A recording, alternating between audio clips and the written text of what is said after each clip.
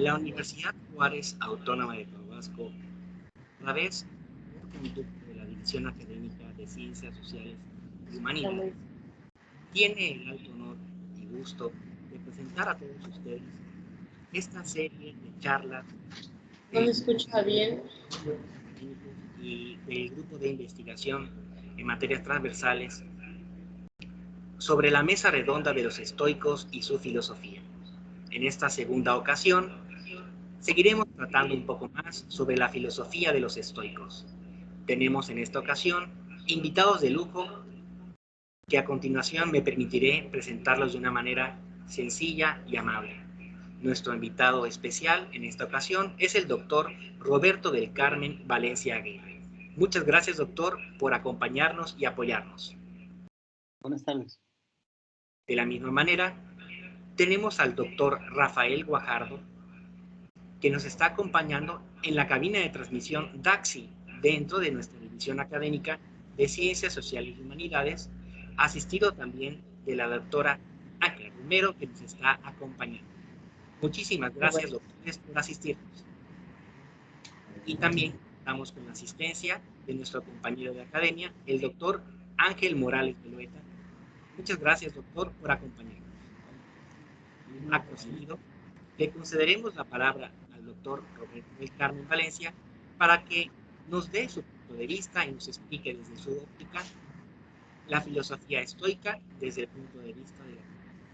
Adelante, doctor, le escuchamos con mucha atención. Bueno, buenas tardes a todos. Espero que estemos libres de polvo y paja respecto a la famosa pandemia, que ya vamos de salida. Y me gustó mucho la invitación que me hicieron. Quiero agradecerle a la universidad, a la doctora Felipa Neri y a todo su equipo, porque creo que es una oportunidad magnífica para poder reflexionar sobre las actitudes que hemos estado viendo durante estos 2 años a propósito de la pandemia. Nuestra maestría es una maestría en filosofía aplicada, es decir, que no hace solamente teoría de las cosas etéreas, que es lo que muchas veces la gente piensa que es la filosofía, sino sobre cosas concretas. Y la ocasión privilegiada en que todo el mundo está reflexionando es precisamente qué nos sucedió, hacia dónde va la humanidad. Bueno, no voy a abundar en los temas históricos en los cuales ya abundó en la primera sesión el doctor Ángel Belueta, que le agradezco también su participación, porque él ya hizo algunas anotaciones respecto a cuáles son las características y cuáles fueron los personajes más importantes del siglo II, III antes de Cristo al siglo V después de Cristo. Yo simplemente trataré de hacer una aproximación hermenéutica de lo que entiendo ha sucedido respecto a la pandemia. Para ello, quisiera que recordáramos, en primer lugar, la realidad. Entonces, hace 2 años, el mundo estaba en una prácticamente agonía respecto al virus, porque no sabíamos qué estaba pasando, no sabíamos qué iba a pasar. Lo que sí había, no había vacuna, lo que sí había era muertos por todas partes, noticias trágicas por todas partes, noticias desalentadoras por todas partes. Las plazas vacías, las calles vacías, las fotografías eran verdaderamente impactantes respecto a las ciudades donde incluso los animales empezaron a recobrar su espacio.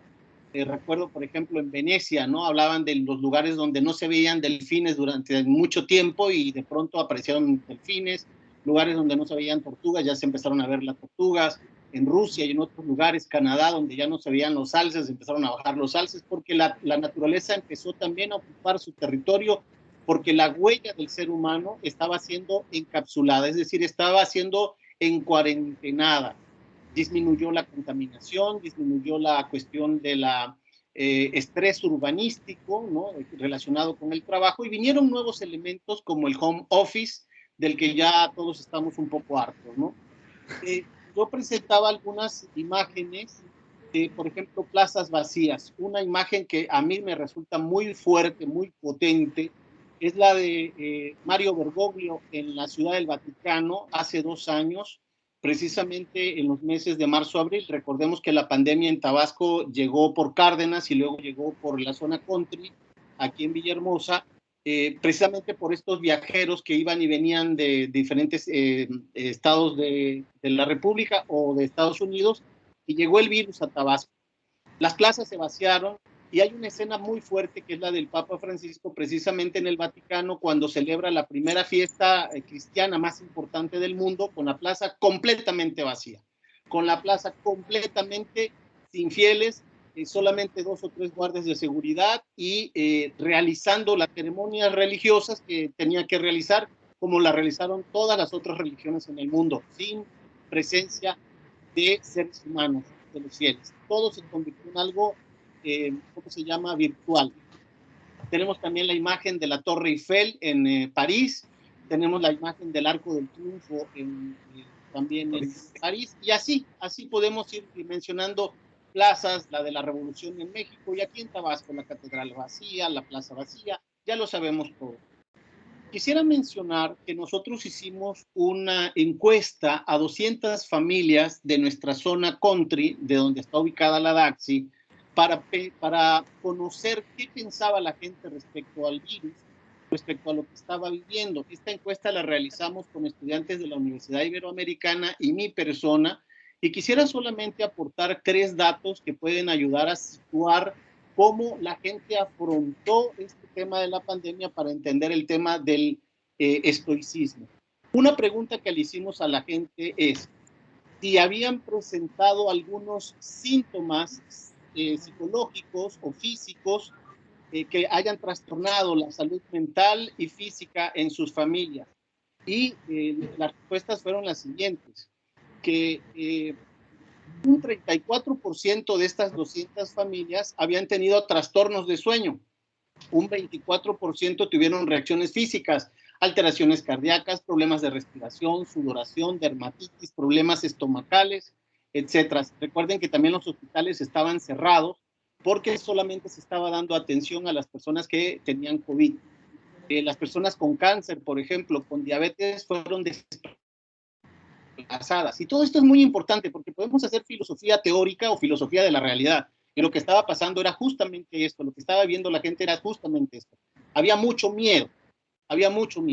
Y habían también pesadillas y había todo este trastorno de salud mental que tiene muy preocupada a las autoridades, por eso la insistencia de volver a clases y la importancia de volver a clases y volver al trabajo y volver a la vida normal, porque había un gran peligro de salud mental. De hecho, tenemos el caso de algunas personas conocidas de nuestra comunidad que lamentablemente perdieron la vida, pero también hubo quien sufrió el suicidio. Y esto es un dato muy fuerte también para el tema filosófico, ¿no? Se trata de la vida humana. Entonces, la segunda pregunta que les hicimos era cómo percibían el futuro en la familia, porque el estoicismo no es solamente sobre cómo se vive el presente, sino también una perspectiva del futuro, de la naturaleza, de lo trascendente y de Dios. Entonces encontramos que el 50%, es decir, 100 familias, manifestaban una gran preocupación sobre el futuro. Es decir, preocupación puede ser fatalista, puede ser pesimista, pero preocupación al fin del trabajo, de los ingresos económicos, de la situación social, política, en fin, la estabilidad, etcétera, ¿no? Un 38% manifestaba optimismo. Recordemos que la zona donde nosotros estamos es una zona de clase media alta y eso hace que también la gente no tenga pues, gran necesidad económica, pero sí había una preocupación respecto al futuro. Y un 8%, pues igual que siempre, o sea, no le importó mucho lo que estaba pasando, y una cantidad muy pequeña sentía mucho miedo, paura, mucha angustia, que ese es otro elemento también filosófico, el tema de la angustia. Bueno, y la última pregunta que quisiera yo aportar aquí es si habían sufrido la pérdida de algún familiar a causa del COVID. Y estas familias, el 62% respondieron que habían perdido a un conocido, a un amigo o a un familiar. Ya no digamos dentro de la universidad, que sabemos que fue en nuestra dirección lamentablemente algo que tuvimos mucho que lamentar. Entonces, todo esto lo pongo en contexto porque para hablar de una filosofía estoica, tenemos que partir de lo que la gente estuvo viviendo durante la pandemia. Recordemos que la semana de hoy teníamos 6.200 fallecidos en Villahermosa, es decir, en el estado de Tabasco, quiero decir, uno de los estados de la República que mayor índice de mortalidad tuvo, inclusive de niños. Bueno, entonces ahora voy a partir a la reflexión filosófica propiamente de lo que es el estoicismo. Bueno, también quiero mencionar que el 70% de las familias de nuestras comunidades mencionaron que habían perdido o disminuido sus ingresos familiares o habían sido despedidos. Eso es un tema laboral, de derecho laboral, que fueron despedidos por el tema de la pandemia. Meseros, restauranteros que tuvieron que cerrar sus negocios, en fin, ya lo sabemos, ¿no? Bares, todo ese tipo de cosas. Ante esta realidad, me llama la atención que se me haya invitado a hablar de estoicismo, porque yo encuentro que por lo menos teníamos 5 posturas conocidas, filosóficas, que no son nuevas, que forman parte de la historia de la filosofía. Una de ellas es el estoicismo. Tal vez los que provocaron esta reunión, esta mesa redonda, puedan decir que tengamos un segundo momento para hablar de otras posturas, como el cinismo, el existencialismo, la apocalíptica y una visión humanista. Voy a mencionarlas rápidamente. El estoicismo, de eso hablaremos hoy, pero el cinismo está muy a la par como una actitud que estuvo jugando en el rostro del maestro. En tensión con el estoicismo. Cinismo y estoicismo estuvieron muy ligados durante la pandemia. El existencialismo puede ser también una manera de entender la vida con cierta tristeza, con cierta nostalgia, con el vértigo de la realidad, de no saber qué iba a pasar. Y la apocalíptica es lo que tiene que ver con este miedo respecto a la posibilidad de un fin del mundo, que es parte también de ciertas religiones.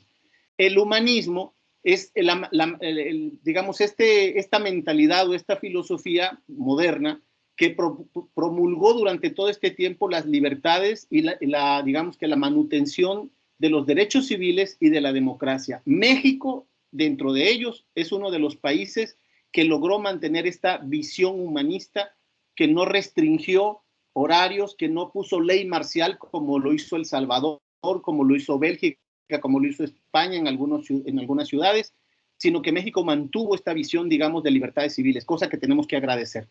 Bien, desde mi punto de vista, los grupos con espíritu estoico, porque hay que decir que no hay estoicismos hoy químicamente puros, no podemos decir, porque el estoicismo, recordemos que era una escuela filosófica tiene discípulos, tiene discipulados. Digamos que tuvimos un periodo de estoicismo y que tuvimos personalidades o personajes con espíritu estoico. Entonces yo sí diría que hubo personal, pero digamos que hubo alguna escuela filosófica estoica o un neoestoicismo durante la pandemia, yo diría que no. Pero sí encontramos ciertos personajes que reflejan este espíritu estoico. Dentro de estos grupos tenemos a los virólogos e infectólogos, los que tuvieron que dar la lucha con la pandemia sin saber, incluso hasta que apareció la vacuna, al año después del virus, y tuvieron que luchar para mantener la esperanza, científicamente buscar las pruebas, hacer todo lo que tiene que ver con el aspecto científico, hasta lograr dar con la vacuna que hoy, por fortuna, todos tenemos. Otro grupo con espíritu estoico fueron los empresarios solidarios, porque hubieron empresarios que decidieron cerrar y despedir a su gente sin hacerse solidarios de ellos. Recordemos que el estoicismo tiene por centro la ética, y la ética que mantiene cierto elemento de solidaridad, de fraternidad con nosotros. Un estoico no es solamente el que busca salvarse solo, sino que busca también el servir a los demás, el que tiene una clave de relación con otros, ¿no? Quiere contagiar a otros, las virtudes. Obreros y campesinos que no dejaron de trabajar, hubieron grupos absolutamente estoicos, los obreros, los campesinos, los médicos, los enfermeros, sacerdotes y sepultureros. Y esto es importante porque durante 2 años estuvimos prácticamente en una cuestión de sepultar increíblemente una gran cantidad de seres humanos. 3 millones de gentes reportaban en el mundo respecto a los muertos. Y luego los migrantes. Voy más rápido. Dentro de ellos los maestros que tuvieron que migrar al tema de la virtualidad, tenemos aquí un personaje político de México que refleja, a mi modo de ver, mucho de este elemento estoico, que era el doctor López-Gatell, ¿no? Las conferencias en la tarde, el manejar o capotear la prensa, las infodemias que se generaban en torno al COVID, y mantener esta situación de tranquilidad a la gente, tratar de decirle a la gente que se cuidara, quédate en casa, en fin, todo este tema que ya vimos, ¿no? A mí me parece que es una figura clave, pero no solamente en México, sino cada país tuvo su virólogo o su infectólogo, como en Estados Unidos, que fueron llevando o conduciendo con cierto estoicismo la pandemia. Luego hablaré algo de los antivacunas, que son una respuesta también a este grupo, digamos, de estoicos. Algunos de estos antivacunas se convirtieron en cínicos, porque respecto al estoicismo, insisto, tenemos el cinismo como una escuela que se desarrolla un poco en torno del sarcasmo, de la ironía, de la burla, de la denostación de la ciencia, del descalificar a otros. Recordemos que el cinismo es contemporáneo también del estoicismo, se les conoce como los perros, ¿no? Por la manera en la que de alguna manera ven la vida, sin tanta desparpajo, ¿no? Las virtudes son relativas. Recuerdo, por ejemplo, durante este tiempo los ataques que tuvieron algunos políticos en México. Recuerdo, por ejemplo, ahora a Lili Téllez y a otros personajes que fueron emblemáticos de esta batalla de llevar oposición sin ser científicos, sin ser solamente políticos, solamente por tener un discurso que llevar a la opinión pública, ¿no? Personajes interesantísimos a nivel mundial, desde luego Vladimir Putin, que hoy está en la palestra por el tema de la guerra, pero recuerden que Rusia elaboró la primera vacuna, una de las vacunas más importantes, la Sputnik, y que ahora se aventura a la guerra. Es decir, de una cuestión de cierto estoicismo, de querer ayudar al mundo, de llevar la vacuna al mundo, de ser pioneros en tecnología, de pronto se avienta al siguiente elemento, ¿no? O sea, ¿qué sucede ahí? Bueno, pues es un elemento que todavía estamos en reflexión, ¿no? Tenemos a Macron y a otros líderes del mundo y desde luego al presidente de México, Andrés Manuel López Obrador, del cual ya dije algo. Creo que México fue uno de los países que manejó la pandemia de manera estoica. Bien, voy a decir 3 elementos que considero importantes dentro de este periodo de los 2 años de estoicismo que hemos vivido. Resistencia, que ya pasó, es el primer estadio, la cuarentena. Resiliencia, que fue todo este elemento de salir, no salir, ir a hacer las compras, ¿no? Esta transición al siguiente elemento que es el reencuentro, ¿no? Ahora estamos en el elemento del reencuentro, el volver a las clases, el volver a la famosa nueva normalidad. Entonces resumo el elemento del estoicismo actual en 3 verbos: resistencia, resiliencia y reencuentro. Ya superamos la resistencia, los que somos sobrevivientes, porque muchos perdieron la vida, yo perdí a dos tíos. La resiliencia, nos hicimos más fuertes, nos hicimos más comunicativos, y el reencuentro, estamos en ese momento, el reencuentro. Termino mi intervención diciendo que el estoicismo no es más que en este momento una fotografía de un momento histórico, dinámico, hermenéutico, pero que no se convirtió realmente en algo que haya dado una impronta a la vida de las personas. La gente sigue pensando como pensaba Heráclito de Éfeso, igual por estos siglos, 500 años antes de Cristo. Todo fluye, el tiempo fluye. Se trata ahora de buscar la armonía, la integración de la vida. La realidad cambia, todo cambia. Nos hemos demostrado que 2 años atrás estábamos en un virus y hoy estamos en una guerra, que puede ser una guerra con conflagración mundial, ¿no? Todo cambia, o sea, todo es relativo, y en este sentido, este estoicismo nos empieza a mostrar una nueva, digamos, visión filosófica, ¿no? Afrontar la vida como viene, unir a los contrarios, ¿no? Tratar de buscar la armonía. Y ya, para concluir, quiero terminar con una frase de Albert Camus, que en su famoso novela, Cuento de la peste, que nosotros conocemos, muy pequeño pero muy profundo, hay una frase que a mí me gusta mucho, ¿no? Le pregunta al doctor, está iniciando la pandemia, ¿no? Y le pregunta el alcalde de la ciudad, ¿no? Oiga, lo que tiene esta persona es cosa seria, y le responde el doctor, bueno, el tiempo, ¿no? Eso es todo. ¿Cómo que el tiempo? Sí, el tiempo. Todo se va a poner pegajoso y conforme avance el tiempo se va a complicar todavía más, pero hay que apostarle al tiempo, ¿no? Es una visión existencialista, pero es una visión de todo fluye. Finalmente, una frase que a mí me gusta mucho de Francisco, el actual pontífice, que decía que de una pandemia se sale mejor o se sale peor, pero no se sale igual. Ya hemos visto que algunos países salieron peor, por ejemplo, Canadá, reprimiendo los derechos laborales de sus trabajadores. España, también con ciertos problemas de inflación, problemas políticos y demás. De un país se puede salir mejor si aprendemos la lección. Se sale mejor o se sale peor de una pandemia.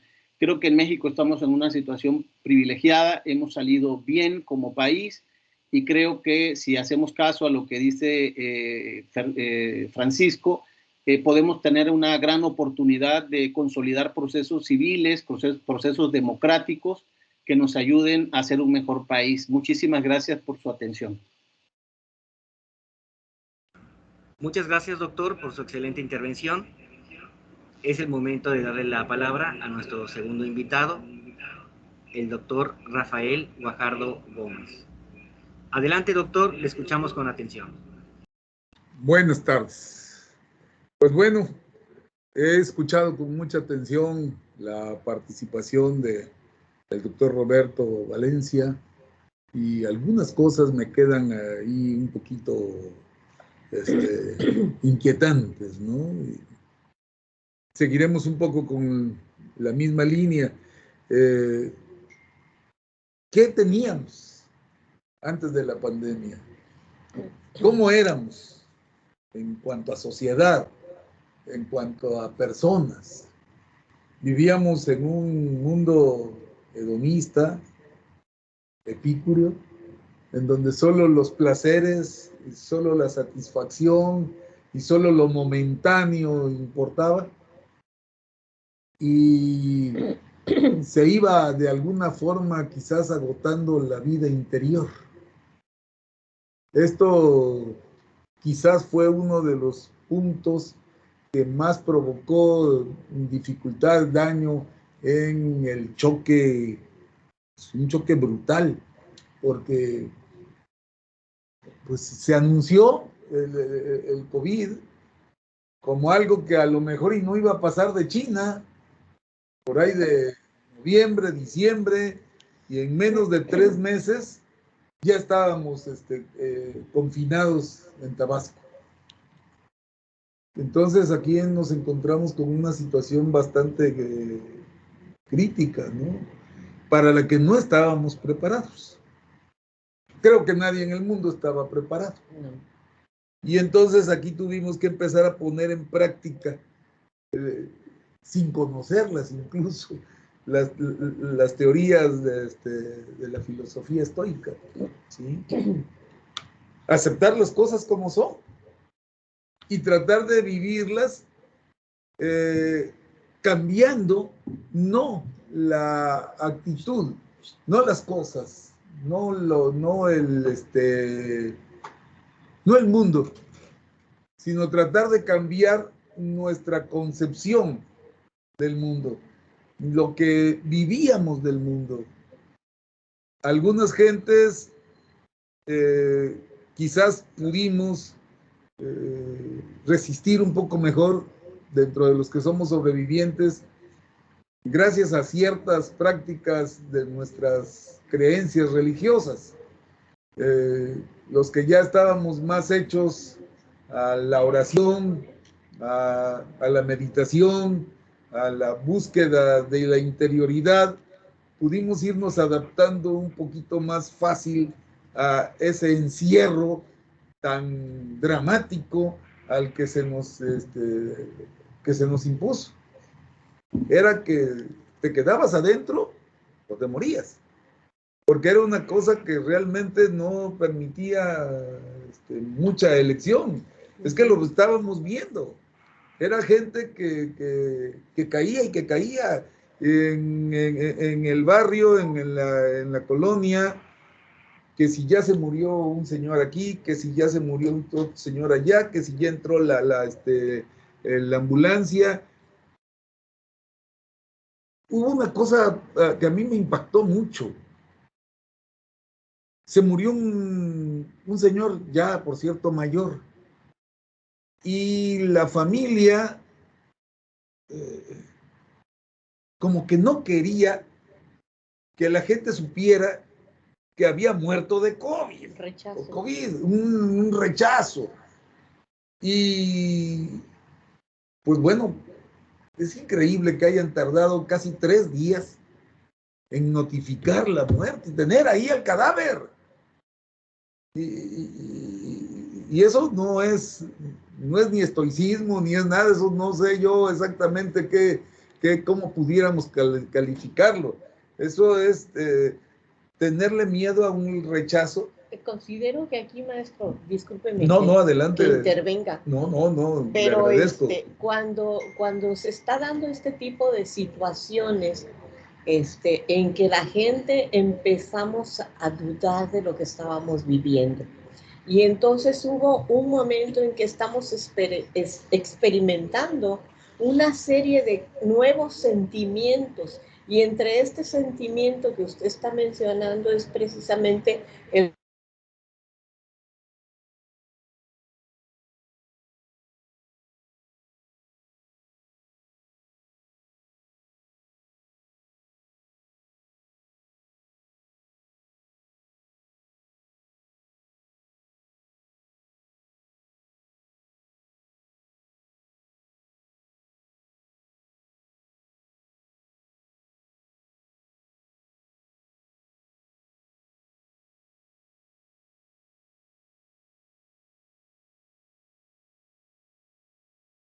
Se fue.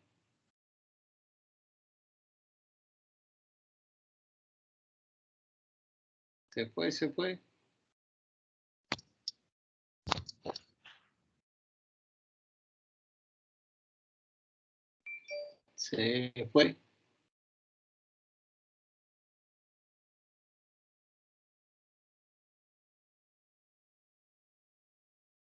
Se fue.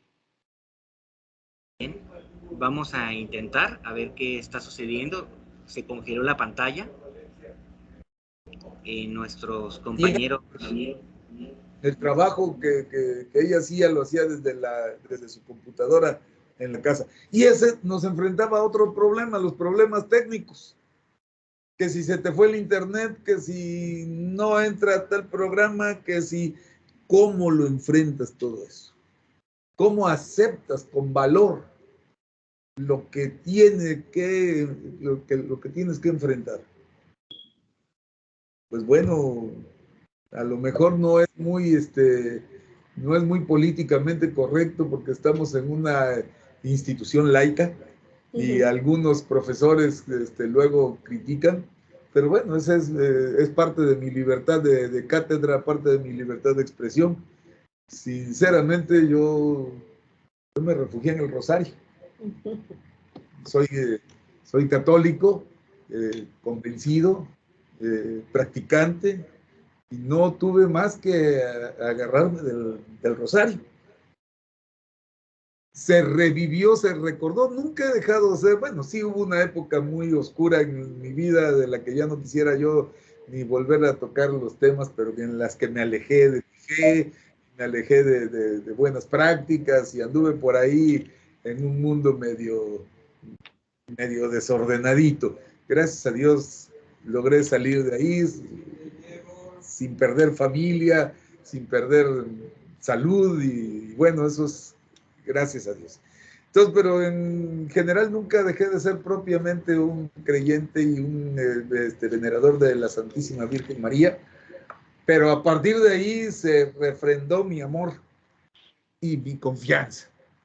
Realmente, junto con mi familia, que fue una época muy bonita en la que pues, yo me llevo muy bien con mi esposa. Sigue siendo mi novia, a pesar de que ya vamos a tener 50 años de casados. Pero como todos los matrimonios, de repente tenemos algún... Pero bueno, aquí lo pudimos renovar precisamente con el rezo del rosario. Y eso, pues cuando me han pedido de hablar de la filosofía estoica, que es una cosa que yo estoy haciendo con un atrevimiento brutal y con una petición de licencia para el doctor Valencia, que es toda una autoridad en filosofía, él sí, que ahora pues busqué y comparé estos pensamientos estoicos con el pensamiento cristiano. Y me encontré con la aventura de Pablo en el Areópago, que estaba precisamente rodeado de filósofos y que cuando habló de la resurrección le dijeron, de eso te oiremos otro día. ¿Por qué? Pues porque los filósofos estoicos nunca han considerado la validez de una vida posterior, de una vida después de la vida. Para ellos, como para muchos filósofos del mundo antiguo y para muchas gentes hoy, la vida se acaba cuando se acaba. Te moriste y asunto que concluyó. Y como no tienen la prueba científica que quisieran, que demuestre que efectivamente tenemos otra vida, pues entonces no quieren aceptarla. Y eso pasaba entonces y pasa hoy. Y eso es lo que nos lleva al suicidio de mucha gente, ¿no? Se desespera, no encuentra más camino. Y en algún lugar, en alguna escuela con la que coqueteé algún tiempo, oí aquello de que el suicidiado es un loco o es un cobarde. No sé qué tan justo sea. Los estoicos lo veían como un elemento de máximo valor. Lo veían con simpatía, porque lo veían como un ejercicio de tu libertad personal. Claro, Séneca se suicida antes de que Nerón se lo ordene, para quitarle hasta el gusto de que me ordenaras matarme, me mato yo primero. No sé hasta dónde puede hacer esto. Nosotros los cristianos no aceptamos el suicidio, desde luego, pero pues ahí tendríamos que ver que el estoicismo tiene algunos valores positivos al considerar que el universo es racional. En Desiderata, que ahora leyendo un poquito sobre estos trabajos lo veo como una muestra de estoicismo, hay una parte del verso en donde dice, y sea que te parezca claro o no, el universo marcha como debiera.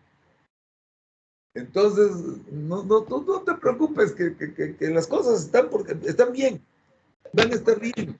Tú eres demasiado pasajero como para preocuparte de cuándo se va a apagar el sol.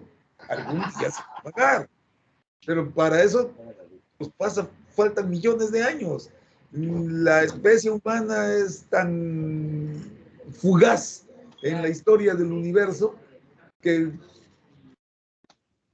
bueno, y por ahí tengo un amigo, un conocido, ahora es mi amigo, hace muchos años fue mi discípulo, él en la secundaria, cuando era un chiquillo, ahora él se manifiesta como un ateo recalcitrante y hace preguntas y manifestaciones bobas, y yo se lo digo, es que eres bobo.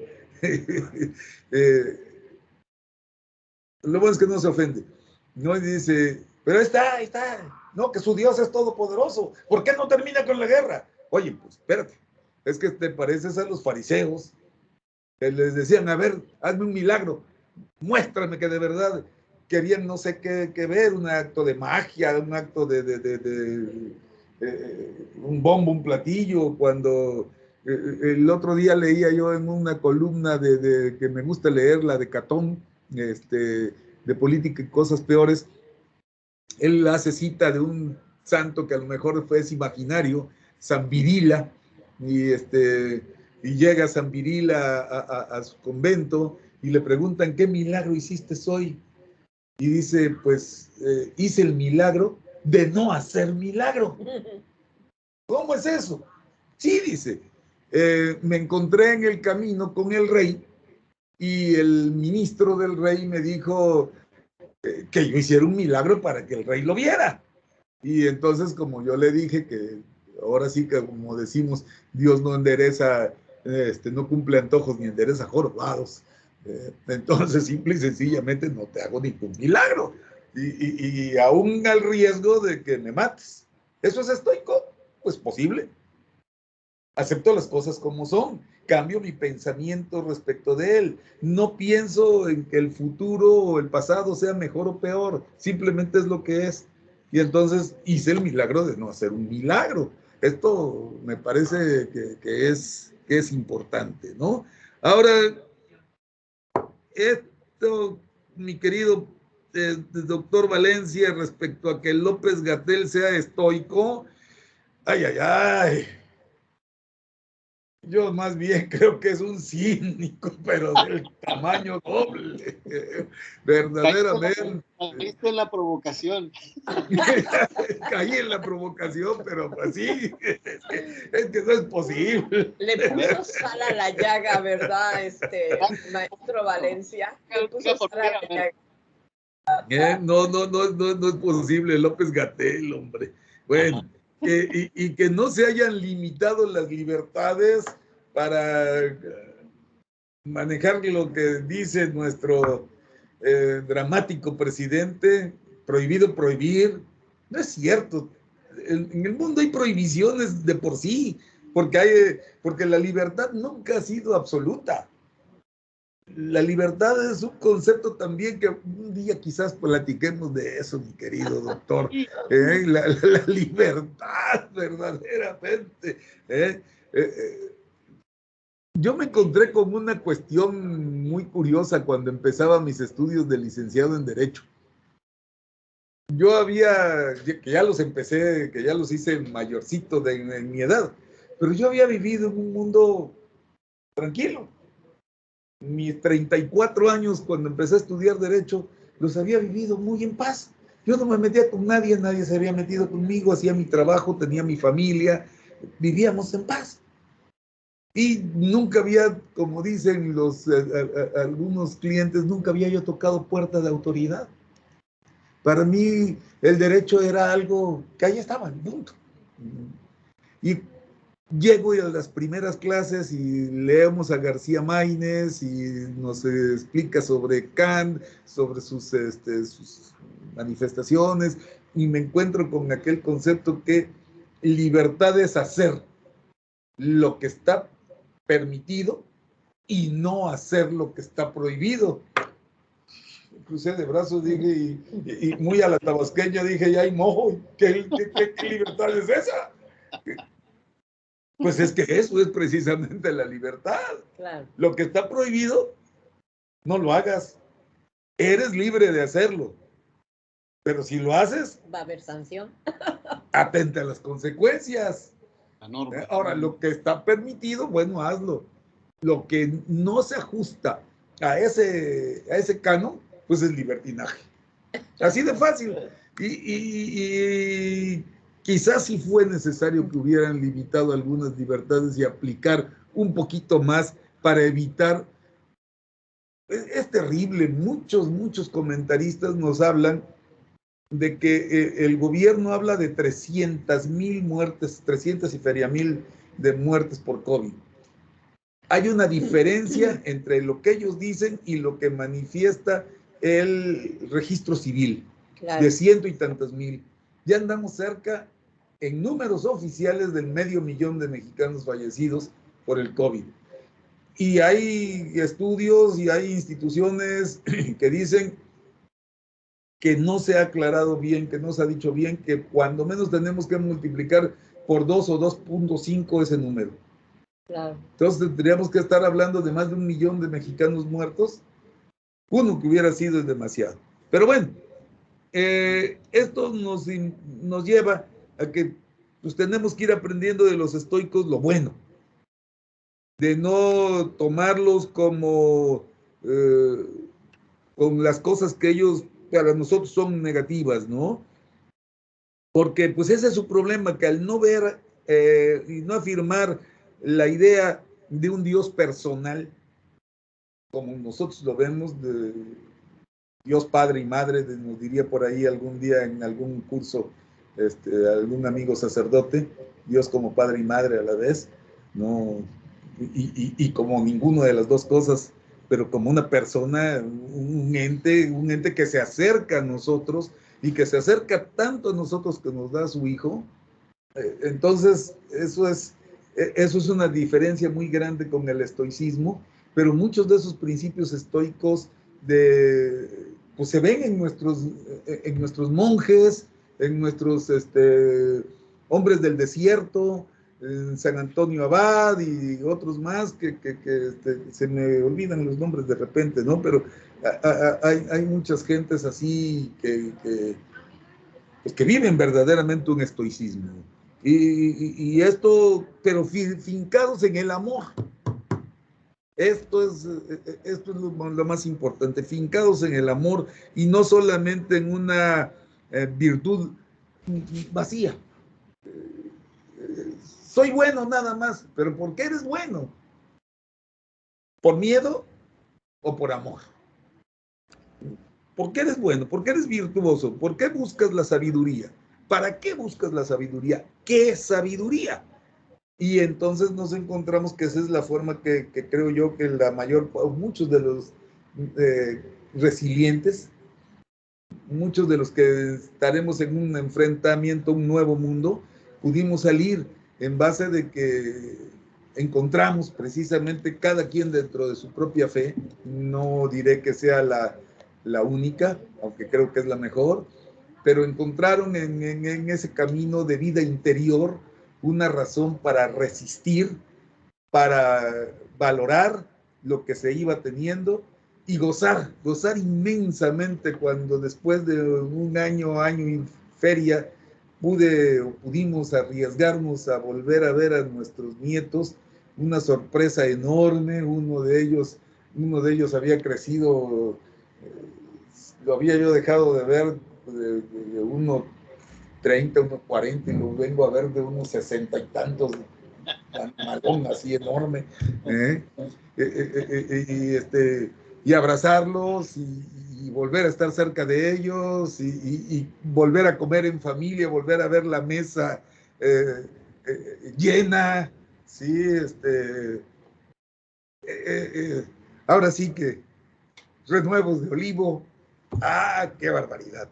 Esto nos lleva a una felicidad y a un verdadero deseo de cambio, de querer adoptar todas estas cosas que nos vimos obligados a hacer, como el home office, cuando sea necesario, por beneficio y por amor a los demás.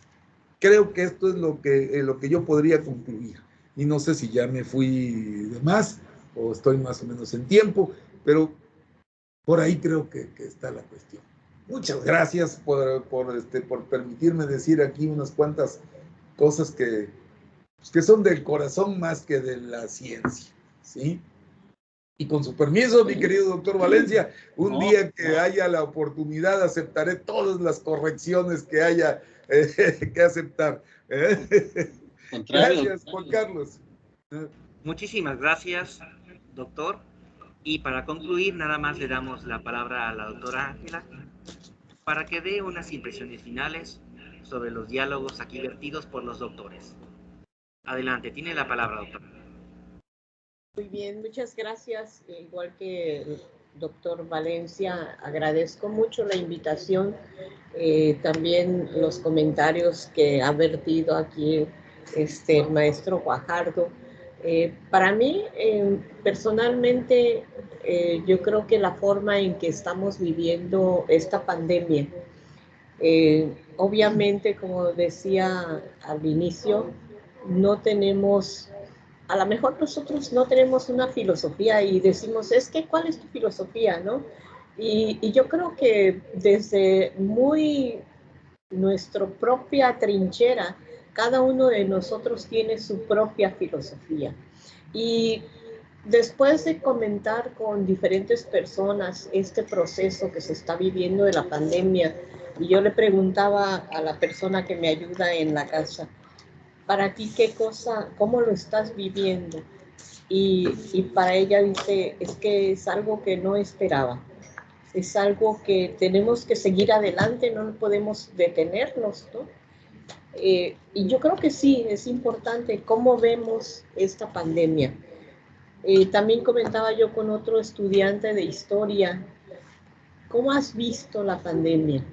Y me comentaba, maestra, en nuestra población, que yo soy de Nacajuca, nuestras culturas se han visto afectadas. ¿De qué manera? Dice, bueno, todas estas costumbres religiosas nos hemos visto realizándolas todos con cubrebocas, ¿no? Realizando este tipo de actividades un poco a escondidas, porque como dices tú, maestro, la libertad no la están coartando. Esta libertad de expresar también lo que sería la muerte, la resiliencia, cómo estamos aprendiendo, estamos generando una nueva forma de cultura, porque nosotros nos hemos visto que ya no podemos convivir con todos nuestros familiares, llorar esta muerte, ¿verdad? Si es posible decirlo así. No tenemos derecho ya, no tenemos la libertad de llorar a nuestros familiares, porque nos podemos contagiar, ¿no? Si como usted decía también, hemos ocultado la muerte de nuestros familiares porque es así, es penoso. ¿Cómo es que se contaminó o cómo es que se contagió con el COVID? Y entonces al principio lo empezamos a ver como algo que no se podía expresar, que ni siquiera podíamos decir, mi familiar murió de COVID, o ni siquiera decir murió, porque el hecho de haber muerto era ya penado, ¿no? Ya era una injusticia por parte de las críticas que pudiera recibir la sociedad. Entonces, ¿de qué manera tan estoica muchas de nuestras familias tuvieron que vivir esta forma de qué es la muerte? Y otro por ahí escuchaba yo un compañero psicólogo que en algún momento dijo, es que la gente es necia y se sigue reuniendo para festejar un cumpleaños, para festejar no sé qué cosa, estas cuestiones religiosas. Y le decía, discúlpame compañero, como antropóloga, te puedo decir que no es necedad el hecho de que nuestras familias quieran reunirse.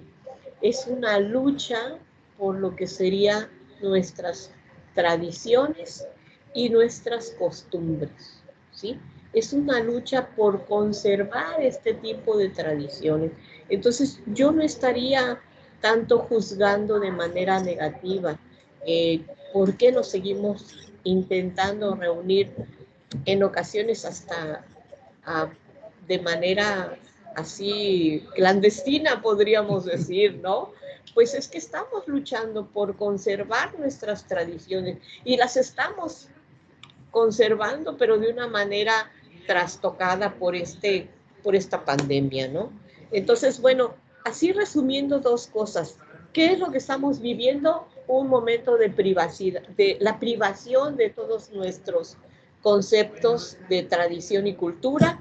Y el segundo punto, creo que estamos viviendo una forma diferente de la muerte. Creo que son esos dos puntos importantes.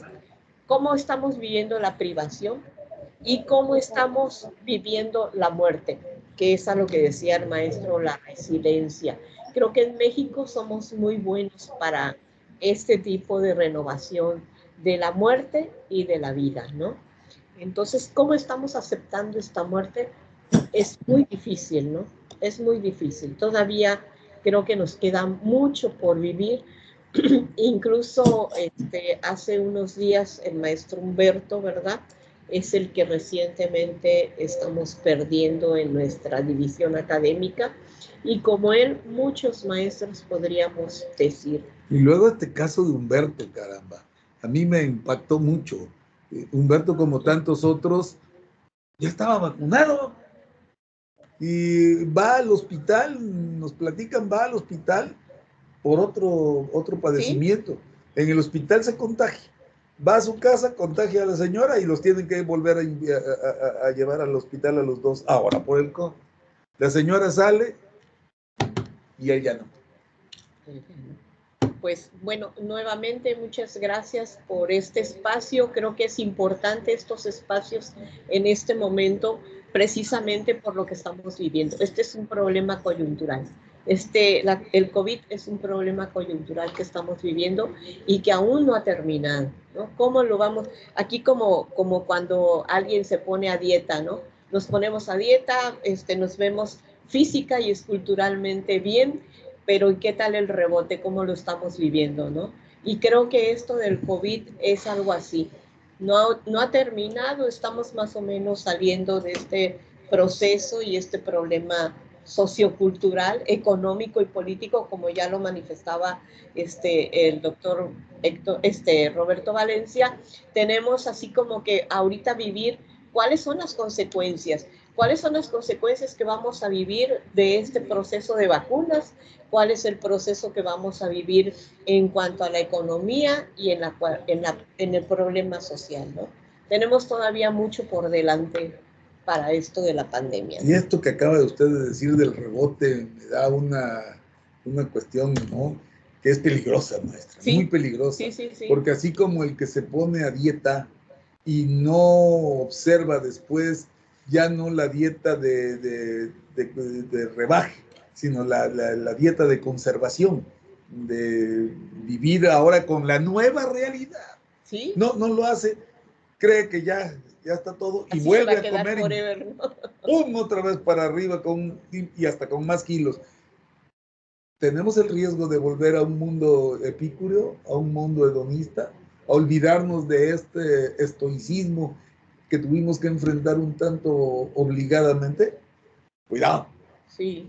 Cuidado. Sí. Porque viene una nueva, ¿eh? No acaba. No acaba. Y precisamente, doctor, ya que le robo el espíritu un rato, usted mencionó a los areopagitas y Pablo, que llega a hablar con ellos ahí en esta escena magnífica de los Hechos de los Apóstoles, y empiezan a discutir sobre el tema de la resurrección. Usted habla un tema muy importante, el tema de la fe, que a mucha gente en este tiempo fue literalmente su única ayuda, y es importante también mencionarlo. Y ellos concluyen, Pablo, ¿verdad? Les dice, de ese que ustedes están hablando, los filósofos, ¿verdad? Les vengo yo a decir que es el Dios desconocido. Yo creo que una de las grandes tareas de nuestra humanidad, decían los primeros filósofos en el oráculo de Delfos, conócete a ti mismo. Y conocernos es como la principal tarea que tenemos. Usted habló de la familia, que nos conocimos más, y muchas, incluso yo conozco parejas que rompieron relación precisamente porque no se conocían bien, y cuando ya estuvieron 2 años de estar juntos, aunque ya tenían años viviendo juntos, muchos de ellos rompieron.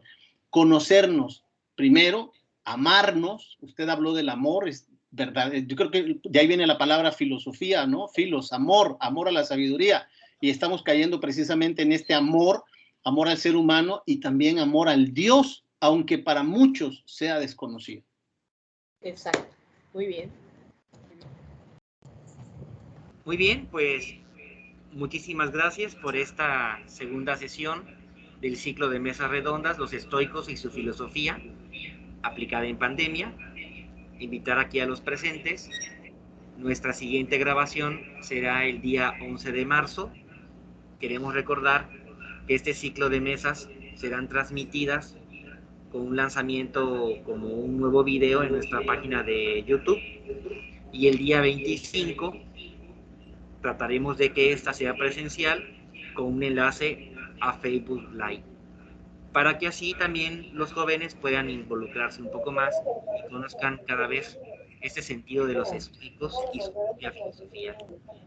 Bien lo decía Epicteto, que primero hay que descubrir lo que quiere ser y luego hay que hacer lo que uno tiene que efectuar. Pues bien, muchísimas gracias por todos. Maestro Juan Carlos, antes de terminar, maestro Juan Carlos, antes de terminar, yo le voy a pedir a todas y a todos que enciendan sus cámaras para que tomemos una foto del recuerdo, porque a mí sí me interesa mucho estas actividades que he instruido al maestro Juan Carlos, al coordinador de investigación, para que nosotros en esta división académica de Ciencias Sociales y Humanidades, que tenemos esta maestría de filosofía y que tenemos a los conocedores del tema, pues aportemos algo a la sociedad. ¿Cómo es que podemos enfrentar las problemáticas? Porque como bien ya comentaban en sus disertaciones el maestro Roberto y los doctores Guajardo y Angelita, todas las problemáticas que enfrentamos en esta pandemia y que seguimos enfrentando, pero bueno, nos han dejado secuelas muy graves. Hay muchísimas personas que están sufriendo de trastornos emocionales y el gobierno efectivamente pues no se va a dar abasto para atender todo esto. Y nosotros podemos hacer mucho. Por eso yo les agradezco infinitamente su colaboración y que los vamos a seguir invitando para que esto trascienda más allá de el aula virtual y las aulas académicas. Hoy contamos con muy poca gente presencial, pero yo quiero que todas y todos difundamos, y no solo a la comunidad divisional, sino que podamos llegar a otras personas para ir promoviendo esta otra forma de entender la vida, de adaptarnos a las nuevas realidades y pues entender que el mundo sigue a pesar de todo, ha seguido a pesar de todas las crisis que eternamente ha vivido la humanidad. Lo único que pasa es que tenemos que aprender a vivir en esta crisis, acomodarnos, ¿verdad? Muy bien. Buenas tardes, saludos cordiales. Vamos a tomar la foto del recuerdo, maestro Juan Carlos, por favor. Tú nos dices. Claro que sí, a la cuenta de 3. 1, 2, 3. Listo. Saludos, maestro Roberto. Saludos. Saludos A todos. Gracias. Pelueta, todos. Muchos saludos. Y los alumnos de doctorado también. Gracias por estar. Buenas tardes. Provechito. Gracias. Maestro Roberto. Excelente su disertación. Muchos saludos. Pues cómo no. Pero ya no me da clase. Así que ya no es por una calificación. Muchos saludos a todos. No fue por eso. Tampoco me lo tomes así. Digo que cómo no, pues siendo la autoridad que es, hombre. Claro. Saludos, doctor Guajardo. Me da mucho gusto.